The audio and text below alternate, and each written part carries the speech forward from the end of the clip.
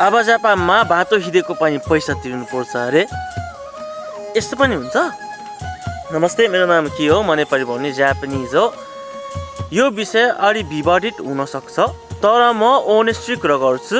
जापानमा आजभोलि एउटा पार्टीको नेताले विदेशीले बाटो हिँडेको पनि पैसा तिर्नुपर्छ भन्ने कुरा गर्यो, अनि धेरै नेपालीहरूले यसमा कडा रियाक्सन दिए। म पनि सुरुमा किन बाटो हिँड्न पैसा तिर्नुपर्छ भनेर सोचेको थिएँ।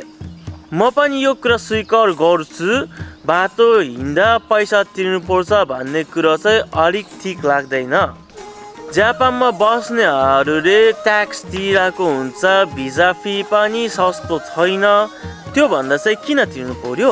तर पछि सोच्दा मलाई एउटा कुरा याद आयो, आफ्नो आँको भैँसी नदेख्ने अर्को आँको जुम्रा देख्ने। किनभने नेपालमा पनि विदेशीले छुट्टै फी तिर्नुपर्छ। जस्तै हामी भक्तपुरमा मन्दिर हेर्न होइन, आफ्नो छुट्टै कामले अन्तै जाँदा पनि पैसा तिर्नुपर्छ। र फ्लाइटको पैसा पनि हामी विदेशीको लागि नेपालीसँग एउटै सिट एउटै सर्भिस पाउने भए पनि धेरै पैसा तिर्नुपर्छ।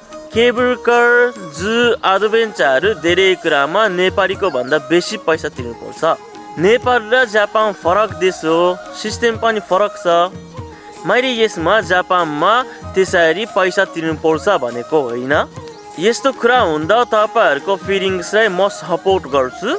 मैले भनेको चाहिँ नेपालमा पनि लिँदै नलिनु भन्नु खोजेको होइन। एक हिसाबले नेपालको ठुलो इन्कम सोर्स टुरिज्म हो। त्यही भएर जिन्दगीमा एक दुईचोटि आउनेहरूको लागि ठिकै छ।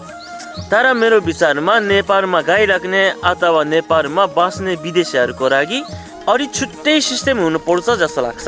यो मेरो आफ्नो विचार हो। सुरुमा भनेको जापानमा बाटो हिँड्दा पैसा तिर्नुपर्छ भन्ने कुरा चाहिँ एउटा नेताको विचार मात्र हो। उहाँको पार्टीको सिट पनि धेरै छैन, त्यसैले यो कुरा अहिले हुँदैन। हजुरहरूले के सोच्नुहुन्छ कमेन्ट गरिदिनुहोस् र फलो पनि गरिदिनुहोस्। धन्यवाद, नमस्ते।